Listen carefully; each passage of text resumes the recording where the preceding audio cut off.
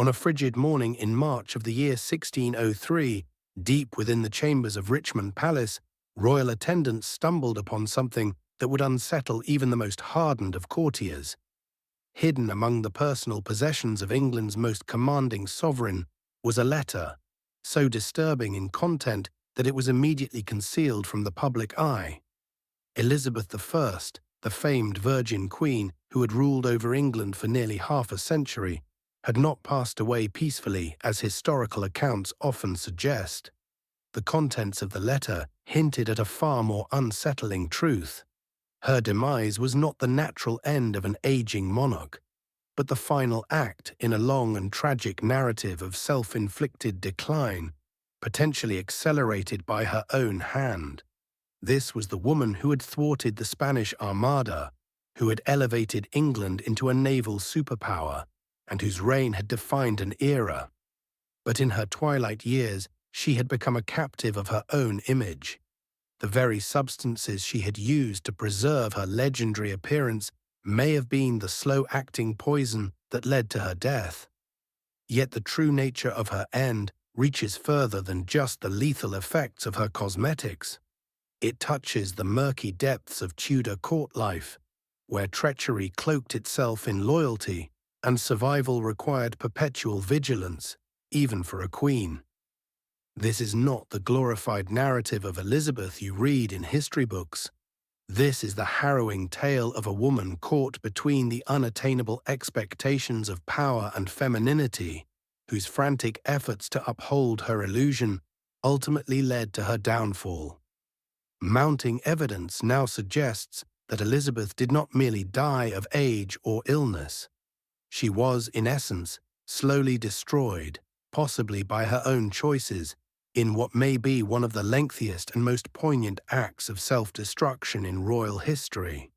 Elizabeth Tudor's very entrance into the world had been marred by blood and turmoil. Born to Henry VIII and his second wife, Anne Boleyn, Elizabeth arrived in a world that doubted her legitimacy from the outset. Her father's fervent desire for a male heir had already caused England's split from the Catholic Church, plunging the country into deep religious unrest. At just 2 years old, Elizabeth witnessed a sequence of events that would etch themselves into her psyche forever. The calculated obliteration of her mother's reputation and life. Anne Boleyn's fall in 1536 was not swift. Determined to vindicate his actions, Henry orchestrated a ruthless campaign that depicted Anne as an adulteress, sorceress, and traitor. The toddler Elizabeth saw her mother stripped of status, their marriage nullified, and her very existence scrubbed from royal records. On May 19, 1536, Anne Boleyn was executed on the Tower Green by a French swordsman specially brought in for the task. In an instant, Elizabeth was declared illegitimate, motherless, without a title, and left to the unpredictable mercy of a father who had shown he was capable of killing his wives. The emotional toll of this early trauma was immeasurable. Elizabeth was raised with the knowledge that her mother had been executed by her father, that her birth had contributed to Anne's downfall, and that her survival depended on appeasing a man who could turn on anyone, even those he once cherished. The Tudor court was no place for innocence. It was a crucible where even children learned that affection could be fleeting, and that safety came only through power and manipulation. Henry's later marriages only deepened this lesson. Elizabeth watched as Jane Seymour died, giving birth to the long-awaited son, Edward. She observed the swift annulment of Henry's union with Anne of Cleves and the violent death of Catherine Howard, the fifth queen, who was dragged to execution for alleged infidelity. Each of these royal unions ended in humiliation or bloodshed, reinforcing the idea that survival demanded constant calculation and unrelenting control. Elizabeth grew up a skilled strategist in this treacherous court. She mastered languages, Latin, Greek, French, Italian, sharpened her intellect, and shaped her demeanor with careful intention. Publicly pious in her Protestant faith, She remained privately skeptical of all religious doctrine. She learned to interpret the unspoken language of courtly gestures and hidden meanings, where a glance or tone of voice could signal life or death. By the time Henry VIII died in 1547, Elizabeth was already a political prodigy. She had perfected the art of duplicity, knowing how to mirror the expectations of those around her while concealing her true thoughts. She understood that power was inseparable from the threat of violence, and that being a female monarch meant navigating relentless suspicion. Her childhood shaped every aspect of her reign. The obsession with appearance, the refusal to wed, the obsessive demand for loyalty, and the deeply paranoid final years. All of these stemmed from the bloody, unstable beginnings of a girl who had learned early that even royal blood offered no protection from betrayal. In October 1562, at just 29 years old, Queen Elizabeth I faced a terrifying ordeal that would mark a turning point in both her reign and her personal life. Smallpox, a scourge that had already claimed thousands of lives across Europe, struck her with ferocious intensity. At Hampton Court Palace, the Queen hovered between life and death, burning with fever as her advisers anxiously whispered in hushed tones outside her bedchamber about the looming crisis of succession.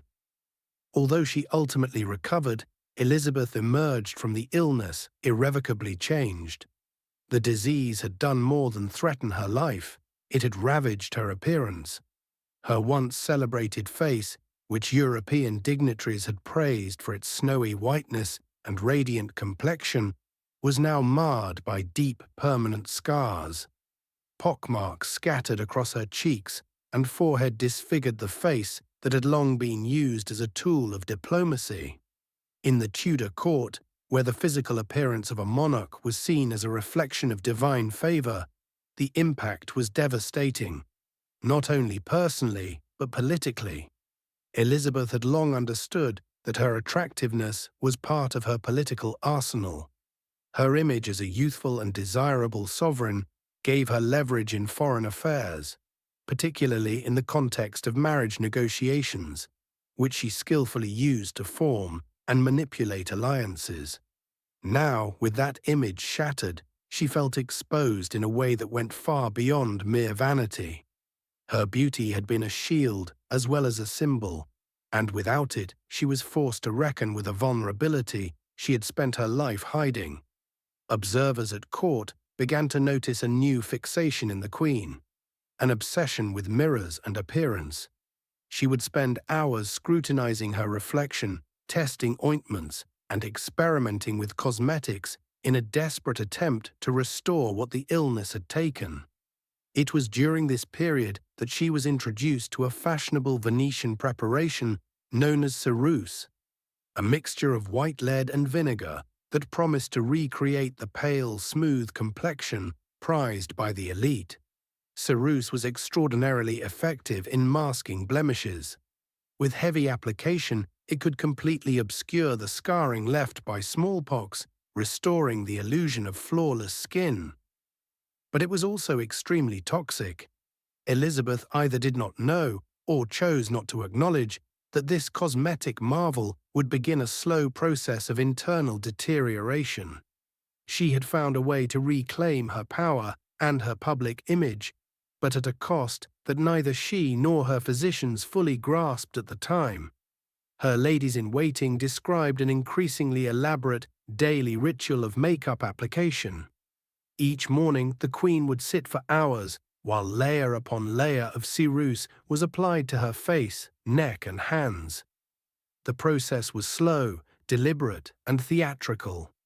Over the base of white lead, other cosmetics were added: kohl to outline her eyes, red pigments made with mercury to color her lips and cheeks, and fine details painted on to enhance the illusion of youth.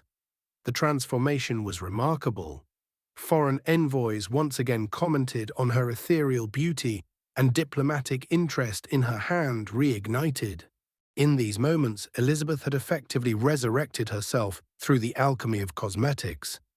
But beneath the surface, the poison was already working. What had begun as a solution to conceal disfigurement quickly became a necessity, and then an addiction. Her restored image was so successful that it became a prison. She could no longer appear without makeup, for to do so would reveal the truth beneath. Yet the more she used it, the more damage it did to her skin, requiring thicker and more frequent applications. She had locked herself into a tragic cycle where beauty had to be constantly maintained at the cost of health. The application of Cyrus evolved into a daily act of self-harm. Modern science has confirmed that white lead, especially in the concentrations used in Elizabeth's cosmetics, is incredibly dangerous.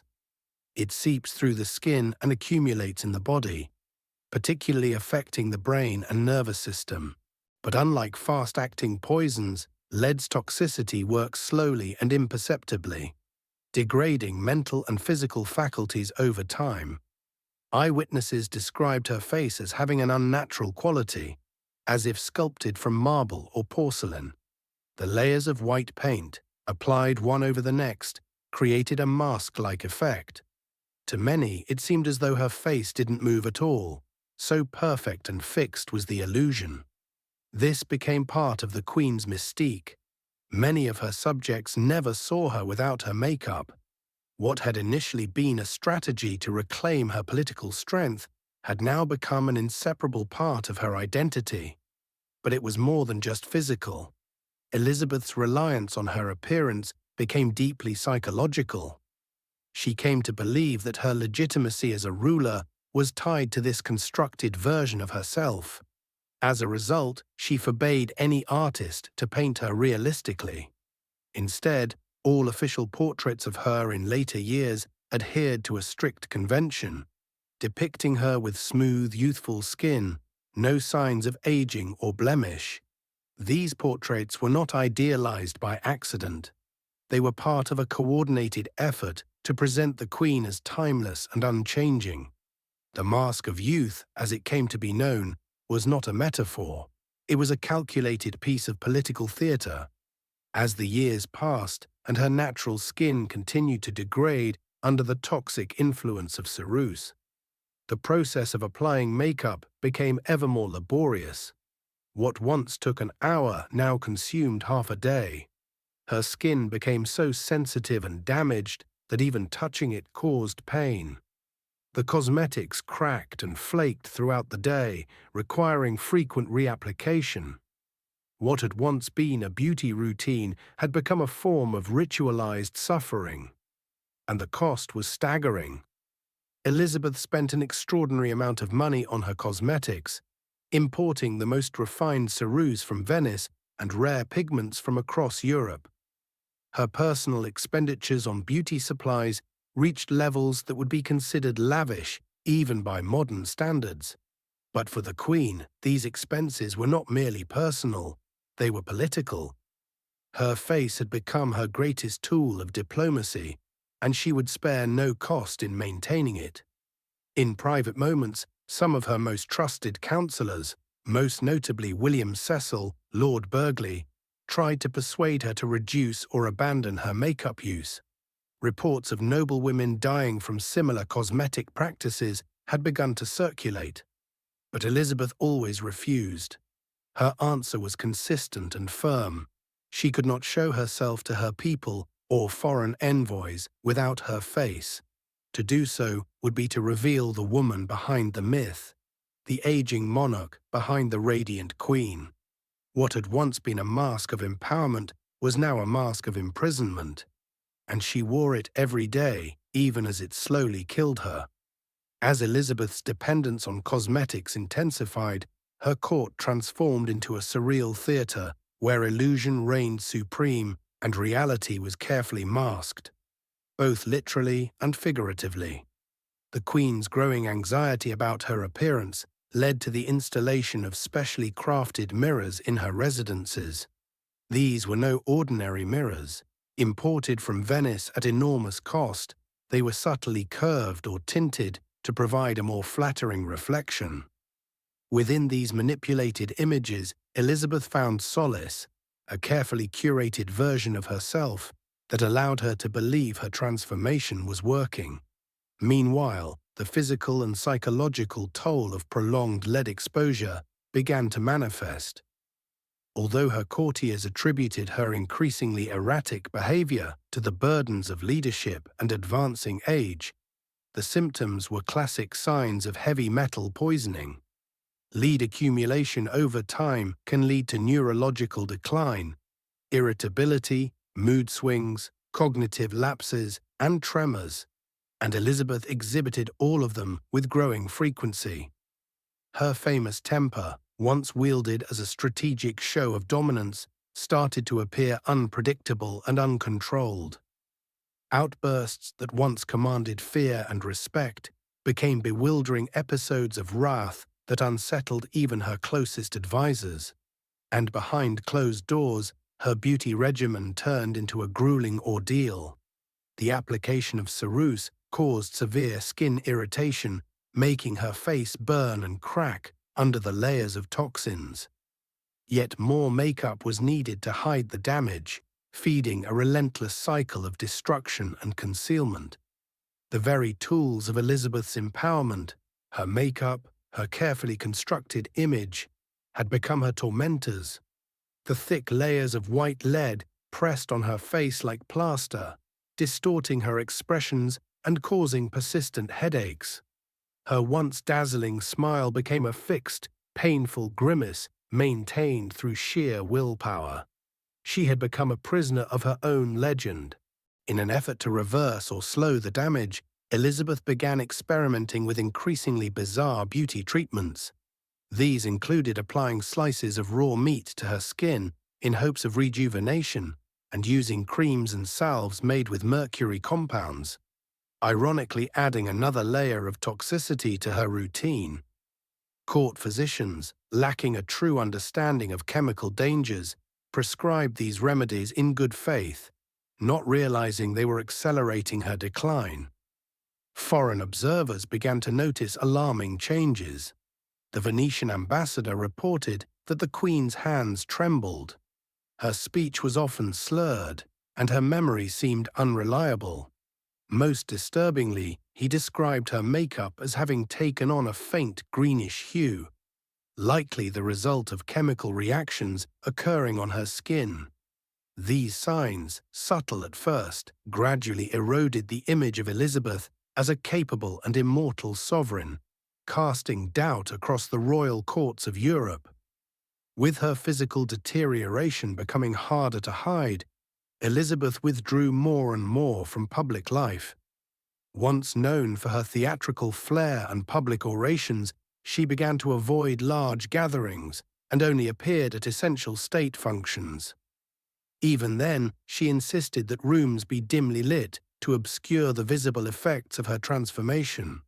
The woman who once basked in the admiration of crowds was now hidden behind a dim glow and dense makeup. The court adapted. Strict protocols emerged, dictating how close anyone could stand to the Queen, how brightly a room could be lit, and which topics were acceptable for conversation.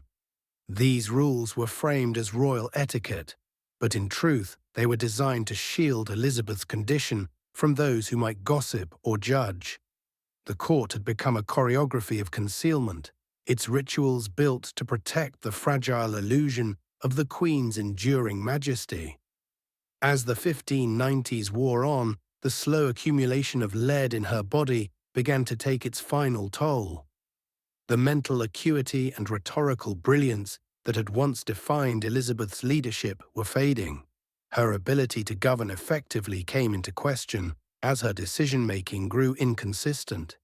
Trusted ministers often had to intervene, guiding policy and administration around a monarch who was no longer fully herself. The crown was still on her head, but her hands no longer held the reins with the same force. The physical consequences could no longer be disguised, even with the best Venetian ceruse and mercurial rouges money could buy. Elizabeth's hands, once praised for their elegance, now shook visibly. Her walk, formerly regal and poised, had become hesitant. She relied increasingly on nearby furniture or attendants for balance. Her iconic red hair, once a symbol of fiery strength, was now falling out in clumps, forcing her to adopt elaborate wigs to preserve the illusion of vitality. More troubling still was her mind.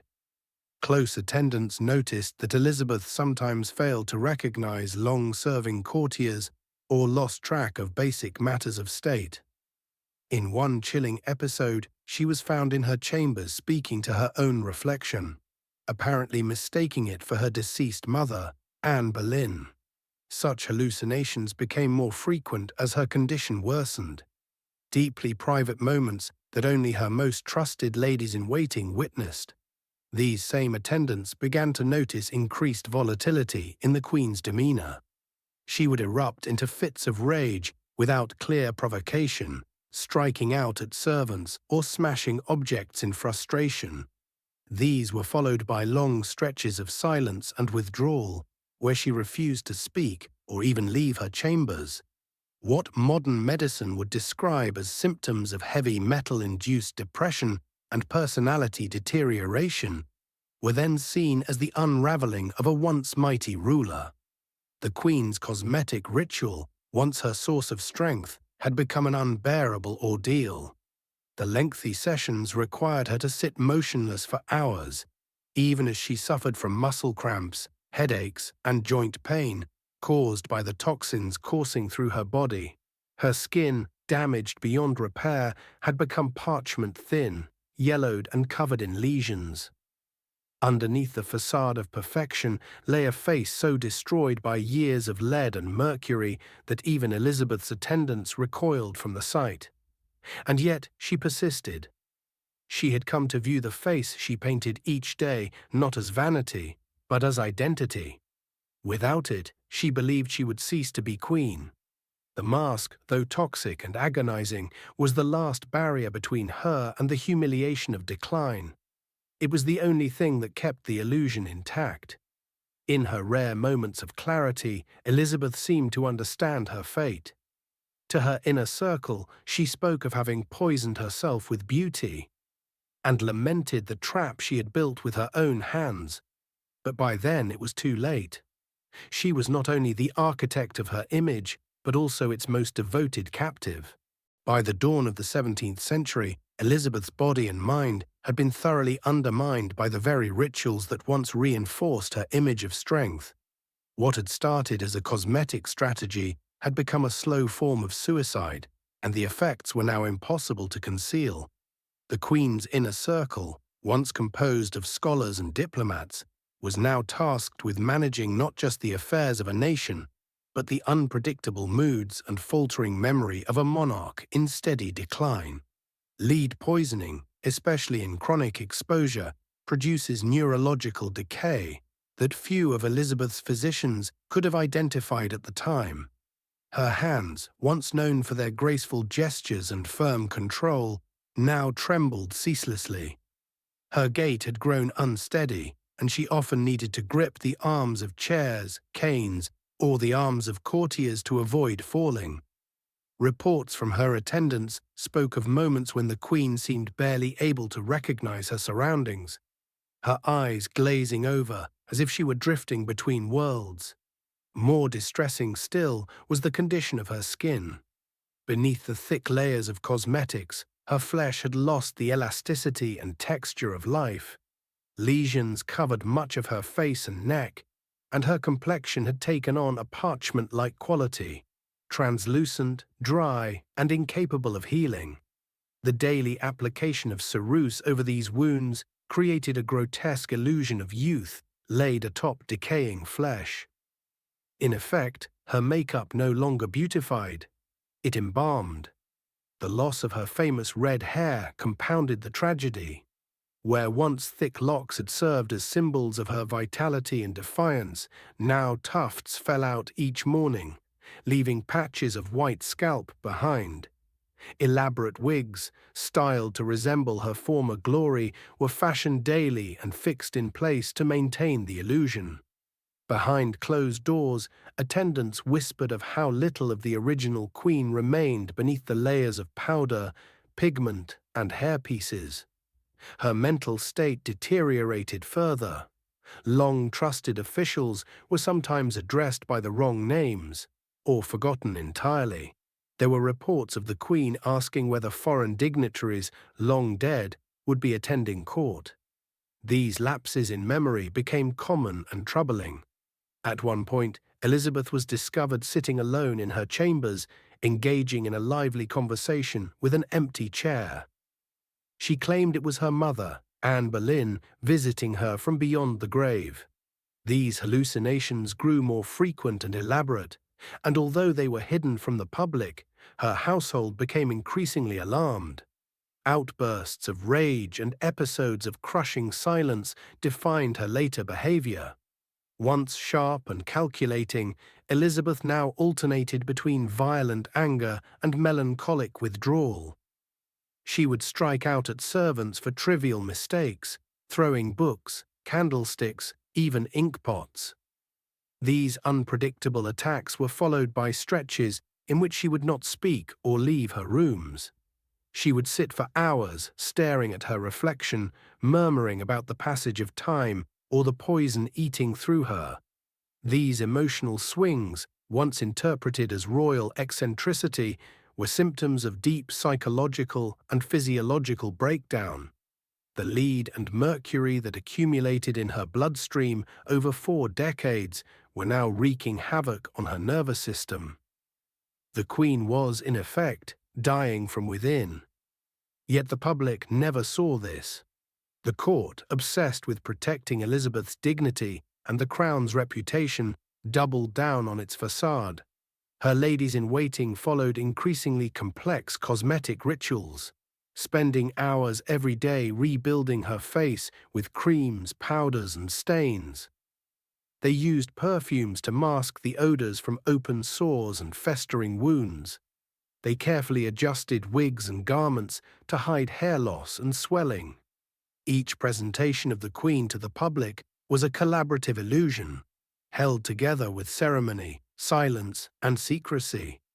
The makeup itself, by this point, had become a monster they all feared. It had to be applied with precision over breaking skin and unhealed blisters. The weight of it pressed down like a death shroud. Her face, once expressive, was now frozen in a kind of brittle, painted grimace, fragile and haunting. If she smiled, the makeup cracked. If she wept, it washed away in chalky rivulets. Her appearance, far from the ethereal beauty of earlier years, had transformed into something almost spectral. Still, Elizabeth refused to abandon her cosmetics. When courtiers expressed concern, she would brush them off, insisting that without her face, she would lose all authority.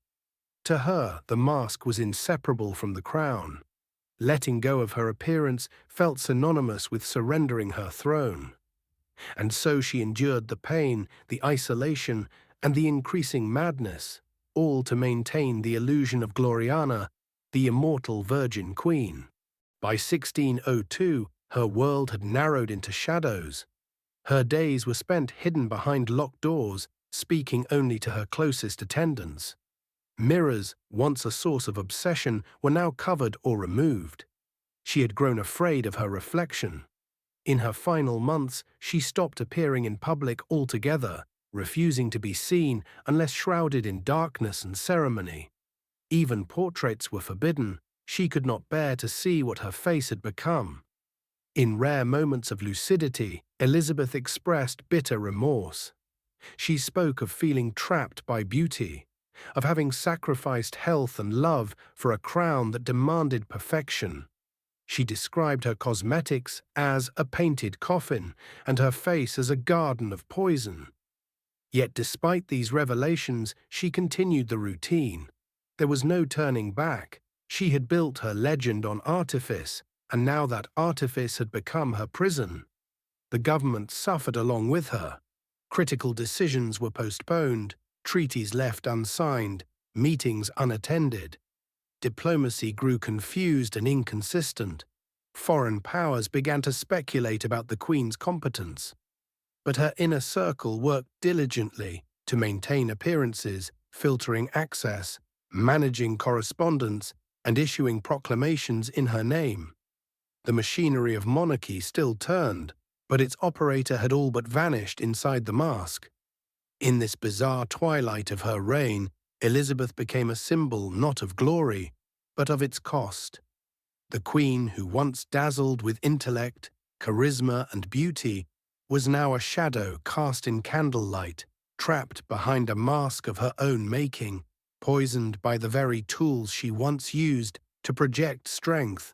And while the world saw only the illusion, those within the palace walls witnessed the horror of a woman unraveling, one cosmetic layer at a time.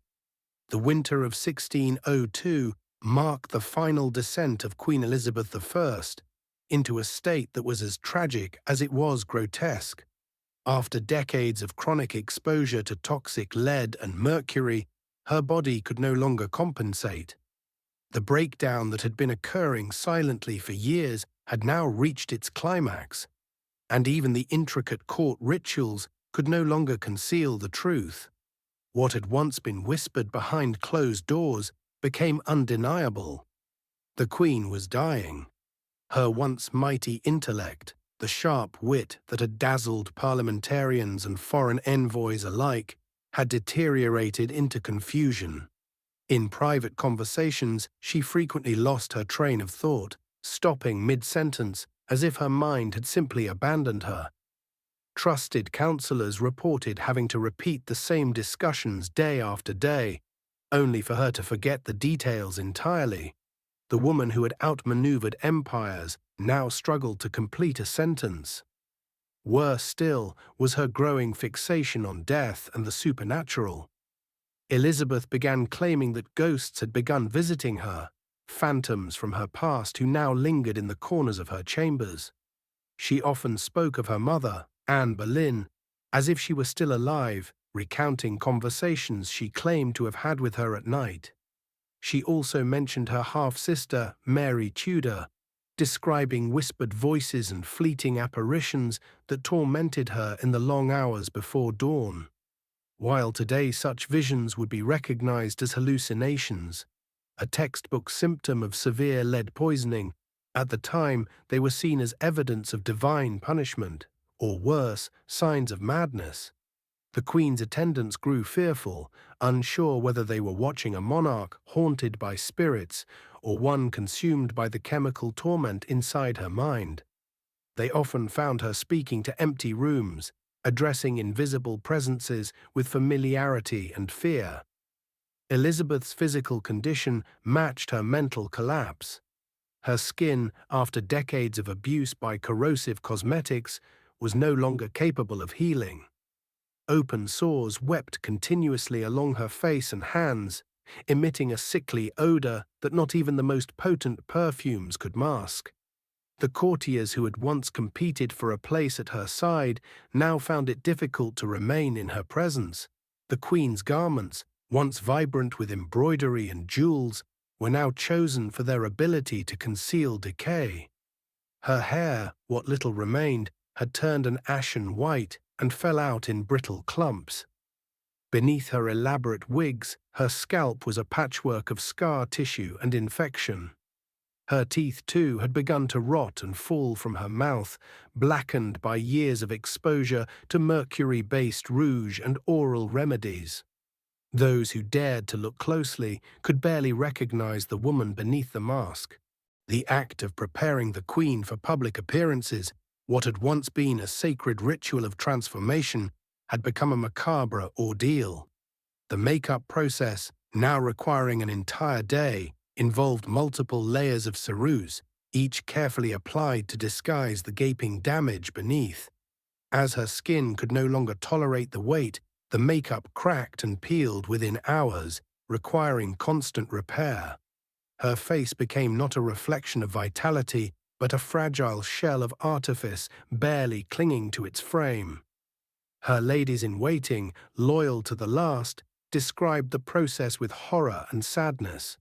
They painted her with such thick layers of pigment that her face no longer appeared human. It resembled a death mask, blank, smooth, and expressionless. Each stroke of the brush was not only an effort to preserve her dignity, but an attempt to hold off the inevitable collapse of her identity. Elizabeth was no longer a queen maintaining her image. She was a figure being rebuilt every morning from the fragments of a broken body. Yet in the rare, fleeting moments of clarity, Elizabeth seemed to understand her fate with haunting precision. She spoke to her most trusted attendants of regret and sorrow, describing her beauty as a trap laid by my own hand. She likened her face to a garden of poison, and admitted that every cosmetic she had applied had brought her closer to the grave. There was no denial left in her, only a mournful awareness of what she had become. These lucid reflections didn't last long. They were soon replaced by episodes of confusion and fury, where she would lash out without reason or fall into a catatonic silence. The lead and mercury had infiltrated every part of her being, her nerves, her thoughts, her voice.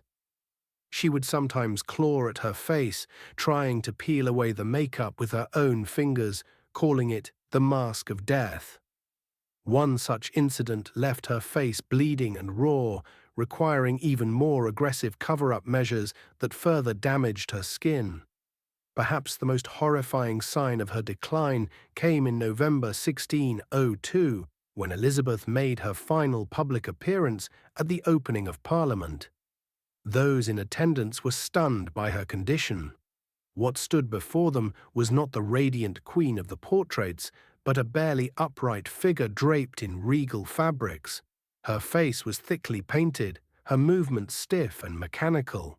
She spoke slowly, her voice slurred, and she had to be supported at both arms to prevent her from collapsing. This final image of Elizabeth, propped up by ceremony and paint, haunted those who saw it. Gone was the commanding presence of the woman who had stood against the Spanish Armada. In her place was a fading shadow of greatness, kept upright by the sheer momentum of myth and statecraft. Even in her weakest moment, however, Elizabeth refused to abandon the trappings of power. Her will to maintain the illusion of control, of youth, of divine authority endured longer than her body or mind. As her final weeks approached, Elizabeth became consumed with one last task: the writing of a personal testament. This secret effort, conducted late at night and known only to a few, would result in the letter that was found among her belongings after her death. It would reveal the terrible truth behind her final years and the silent torment she had endured. But even as she labored over it, the court around her began to prepare for the inevitable. The Virgin Queen, once the center of the world's attention, was fading. Slowly, tragically, and entirely alone. In the final weeks of Elizabeth I's life, as her body failed and her grip on reality slipped away, a strange sense of urgency overtook her.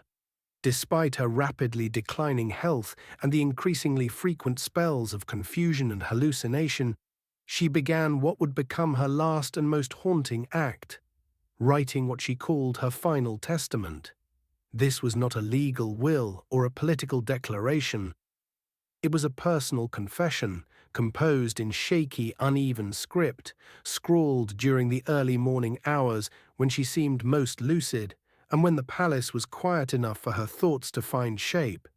This letter, later discovered among her private effects following her death, would send a chill through those who read it.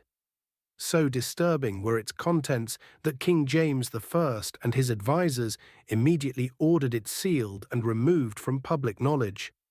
Elizabeth had entrusted no one with the document during her life.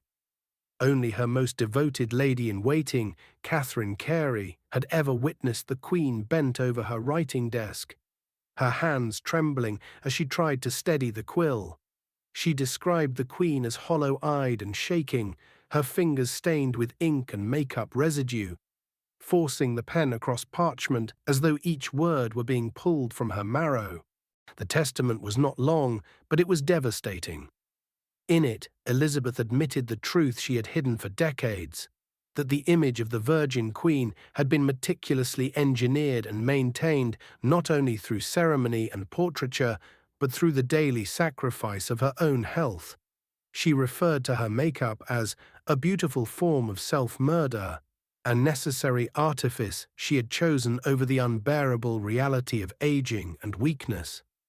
The Queen confessed that she had long known the poisonous nature of her cosmetics, but had refused to abandon them, believing that to appear before her people in her natural scarred condition would be a betrayal of the image they revered.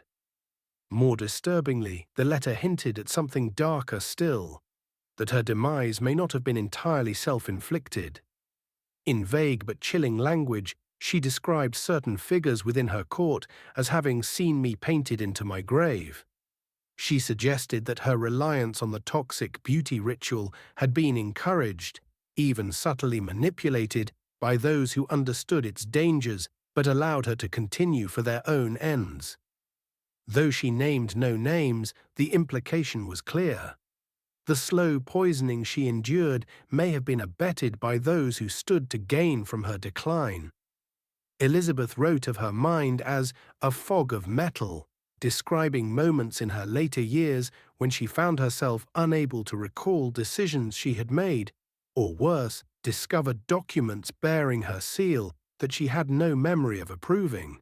She feared, she confessed, that others had ruled in her name during those periods of blackout, exploiting her absence of mind while preserving the illusion of control. These revelations struck at the heart of Tudor authority. If true, they meant that England's queen had become a puppet, her sovereignty hollowed out by poison and deception. Her reflections became increasingly poetic and haunting as the letter progressed. She wrote of feeling like a ghost seated upon her own throne, haunted not only by the spirits she claimed to see, but by the shadow of her former self. She expressed remorse for what she had sacrificed: love, marriage, motherhood, all in service of an image she now admitted had never truly existed. "I built my crown on a lie," she wrote, "and the lie consumed me." The suppression of this letter was swift and absolute. James I, newly ascended to the throne, recognized the danger its contents posed, not only to the legacy of Elizabeth, but to the fragile stability of the Tudor to Stuart transition. To reveal that England's most iconic monarch had been effectively poisoned by her vanity, or worse, by her own advisers, would have shattered the myth of Gloriana that had come to symbolize national pride and divine favor. The letter was locked away in the royal archives, buried beneath layers of secrecy that would endure for centuries. But rumors spread quickly. Whispers of the Queen's confession echoed through the halls of Whitehall and Richmond. Some said she had cursed her own beauty before dying. Others claimed she had spoken names aloud, names of those who had watched her fade in silence. None of this could be confirmed, of course, but the mere possibility of such a confession ignited private fears and speculation across the court. The reality of Elizabeth's final days only deepened the tragedy. Her ceremonial face, once a symbol of power, had become an object of terror. The dying queen could no longer apply her makeup unaided, and even her most loyal ladies-in-waiting hesitated before painting her decaying skin. Her hands were too unsteady to hold a brush, her eyes too clouded to guide them. Each morning she was rebuilt with powders and pigments, only for the illusion to crumble within hours. As the end drew near, Elizabeth's isolation grew. She could not tolerate visitors, even those she had once trusted. Her room, once filled with sunlight and music, had become a chamber of shadows. The mirrors remained covered. The air was thick with incense and perfumes, a futile attempt to disguise the rot beneath. When she spoke, it was often in fragmented whispers, switching between lucid reflection and wild, incoherent monologues. She often reached for her face, trying to touch what was no longer there. Her final days were marked by long stretches of silence, punctuated by desperate pleas for a mirror, a last tragic desire to confront the image that had both empowered and destroyed her. Her attendants, though horrified by her state, obeyed her final wishes as best they could. But even they could not escape the overwhelming sense of dread that clung to the Queen's bedchamber. They knew they were witnessing something beyond illness, an unraveling of identity, of monarchy, of myth. Elizabeth was no longer the ruler of England. She had become the dying symbol of a system that demanded perfection, then punished the woman who tried to achieve it. Her death, when it came, was not peaceful. It was violent, drawn out, and terrifying. The final collapse of her poisoned body would take place in a room filled with the tools of her own undoing. Cracked makeup pots, discolored brushes, stained linens. The monarch who had once ruled the seas, inspired poets, and terrified kings, died surrounded by artifice, alone except for those too frightened or too devoted to leave her side. And in those final moments, the legacy of Elizabeth Tudor, brilliant, bold, but ultimately broken, prepared to pass into legend. The woman herself, however, had already vanished, buried beneath layers of powder, pageantry, and pain.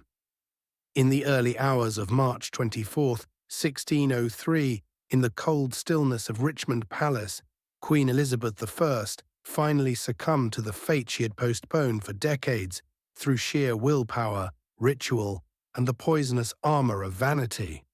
The bedchamber in which she died was no royal sanctuary. It had become a crypt of mirrors, veiled in black. The air heavy with perfumes meant to disguise the smell of decay. Scattered across the tables and cabinets were the remnants of her war against time, cracked jars of ceruse, mercury-stained brushes, discolored powders, wigs made to hide bald patches, and perfumes that could no longer mask the rot beneath her skin. The Queen, who had once stood unshaken before kings and conquerors, died surrounded not by advisors or family, but by silence, shadows, and the tools of her own destruction. Her most loyal attendants stood at a distance, too horrified to approach the dying figure who had once commanded armies and continents. The monarch who had ruled an age died virtually alone, her body trembling in spasms brought on by terminal lead poisoning, her breath shallow and uneven, her eyes wide and unseeing. The final hours were an eerie culmination of a life lived behind a mask. Unable to move or speak clearly, Elizabeth was said to reach repeatedly for her face, smearing the heavy makeup with trembling fingers as if trying to touch something long lost beneath the surface. She whispered unintelligible fragments to unseen figures, ghosts only she could perceive. Her final coherent request was chilling in its poignancy. She asked for a mirror, but no one dared bring her one. Her ladies, overcome by fear and pity, ignored the plea. The Queen grew agitated, straining to lift her arms, as if searching for her own reflection by touch alone. Her fingers, trembling with age and toxin, brushed her cheek and came away smudged with thick white paint. Her final act, a touch not of farewell, but of desperate self-recognition. It was the last gesture of a woman whose identity had long since been lost beneath the mask she had spent a lifetime constructing. After her death, the brutal truth could no longer be hidden. When Elizabeth's attendants began to prepare her body for burial, the reality beneath her painted visage was revealed in full. Her skin, mottled and torn, bore the classic signs of prolonged chemical exposure. Lesions, bruising, a bluish-grey pallor. Her teeth, once white and formidable, had blackened stumps for roots. Her once celebrated hair was nearly gone. In death, the mask fell away, revealing not the virgin queen of myth, but a woman ravaged by 40 years of cosmetic self-poisoning. But the final, most disturbing revelation came with the discovery of the letter she had written in her final days. Though carefully hidden among her personal effects, the document was found and read by James I and his advisers, and its contents, raw, confessional, and potentially explosive, sent shockwaves through the new court. Elizabeth's own words had laid bare the truth of her decline, the decades-long poisoning by her own hand, the manipulation by courtiers who had fed her insecurities, and her final anguished awareness that the image she fought so hard to preserve had ultimately destroyed her. The decision was swift and absolute. The letter was removed from public view, locked away in the royal archives. Its existence was denied. The official cause of death was listed as natural and dignified, befitting a sovereign of her age and stature. Within days, the machinery of royal narrative had turned to myth-making once again. The public was told that Elizabeth had passed peacefully, attended by loyal subjects and secure in her legacy. Portraits painted after her death continued to show the same youthful, alabaster-faced queen, forever untouched by time or tragedy. What followed was one of history's most thorough and effective cover-ups. Every trace of her cosmetic routine, every record of her deteriorating condition was either destroyed or concealed. The story that endured was that of Gloriana, the immortal virgin queen who had brought England glory, whose wisdom shaped an empire and whose beauty never faded. The truth, that she had died broken, deluded, and chemically embalmed by her own hand, was buried beneath layers of ceremonial fiction. Yet the consequences of that deception rippled far beyond her death. The dangers of lead-based cosmetics, known in certain scholarly circles even during Elizabeth's lifetime, were deliberately kept from broader society to protect her legacy.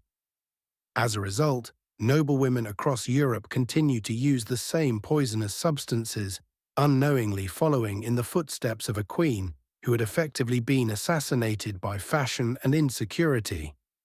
Generations of women suffered the same fate, slowly poisoned in pursuit of an impossible ideal. Elizabeth's story became a cautionary tale that no one dared tell. Historians for centuries clung to the myth, resisting the darker truths hidden beneath powdered skin and painted smiles. Only in recent decades have researchers begun to piece together the reality of her final years, connecting the dots between cosmetic ingredients, medical symptoms, personal writings, and suppressed court documents. What emerges is not just a story of one woman's decline, but a chilling revelation of how appearance, power, and gender can intersect in ways that are both seductive and deadly. Elizabeth Tudor's death was not a peaceful passing. It was the final act in a prolonged and deliberate self-destruction.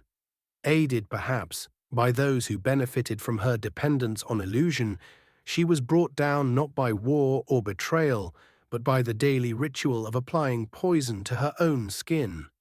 Her legacy was secured, her legend immortalized, but at the cost of the woman behind the mask. She was the queen who gave her name to an age, and in the end, that age devoured her.